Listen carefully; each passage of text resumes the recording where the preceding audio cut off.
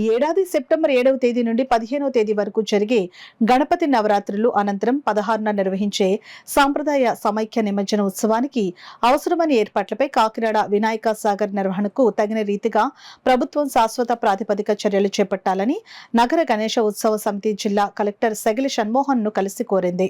ఈ సందర్భంగా నగర గణేశ ఉత్సవ కమిటీ కన్వీనర్ ఎనిమిరెడ్డి మాలకొండయ్య, గౌరవ అధ్యక్షులు దూసర్లపూడి రమణరాజులు మీడియాతో మాట్లాడారు.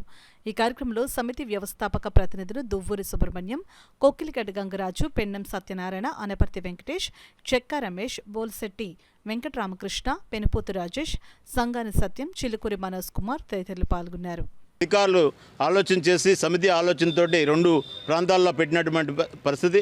అన్ని ఏర్పాట్లు కూడా ప్రభుత్వంలో 9 విభాగాలు వారి యొక్క ప్రభుత్వ శాఖలన్నీ కూడా దానికి కోఆపరేట్ చేస్తున్నటువంటి పరిస్థితి.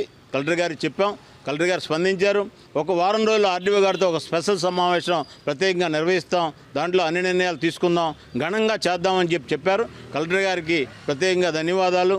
అదేవిధంగా ఇవాళ ఈ యొక్క ఉత్సవాలు 7వ తేదీ నుంచి 16వ తేదీ జరుగుతుంది. 16వ తేదీ నిమజ్జన కార్యక్రమానికి మా పెద్దలు రమణరాజు గారు చెప్పిన విధంగా సుబ్రహ్మణ్యం గారు ఇంకా ముఖ్యమైన నాయకులందరూ తీసుకున్న నిర్ణయాల అనుకూలంగా ఇవాళ ఏదైతే భాగ్యనగరంలో నిర్వహిస్తున్నటువంటి వినాయక సమితి వారిని కూడా కాకినాడకి ఆహ్వానించేటటువంటి ప్రయత్నం చేస్తాం. అదేవిధంగా మన కాకినాడకి 2 వైపులు ఉన్నటువంటి స్వామీజీ ఏవైతే ఉన్నారో వారిని కూడా పిలుస్తాం.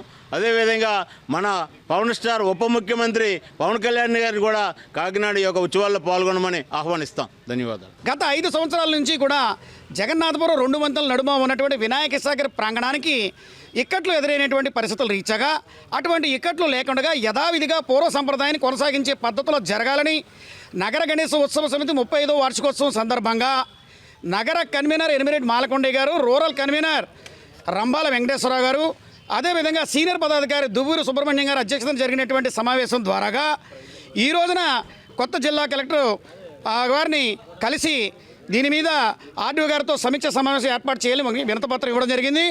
అదేవిధంగా కాకినాడ సిటీ ఎమ్మెల్యే శ్రీ వనమాడి వెంకటేశ్వరరావు గారు, రూరల్ ఎమ్మెల్యే శ్రీ పంతం నానాజీ గారు, అదేవిధంగా కాకినాడ ఎంపీ తంగేళ్ల ఉదయ్ శ్రీనివాస్ గారిని కలిసి ఈ యొక్క వినతిపత్రాలు ఇవ్వడం ద్వారాగా యథావిధిగా పూర్వ వైభవాన్ని కాకినాడ నగరంలో శాశ్వత ప్రాతిపదికగా ఉండేటువంటి ఏర్పాటు చేయాలని చెప్పి ఎనిమిరెడ్డి మాలకొండయ్య గారి యొక్క సారథ్యంలో ఈ కాకినాడ నగరంలో కానీ రూరల్లో కానీ గణపతి నవరాత్రులు చేసేటువంటి ప్రతి 12 కమిటీలని కూడా భాగస్వామ్యంగా చేసుకుని ఆ ఆహ్వానితుల ద్వారా ఈ కార్యక్రమాలు జయప్రదం చేసేటువంటి కార్యాచరణ జరుగుతోంది.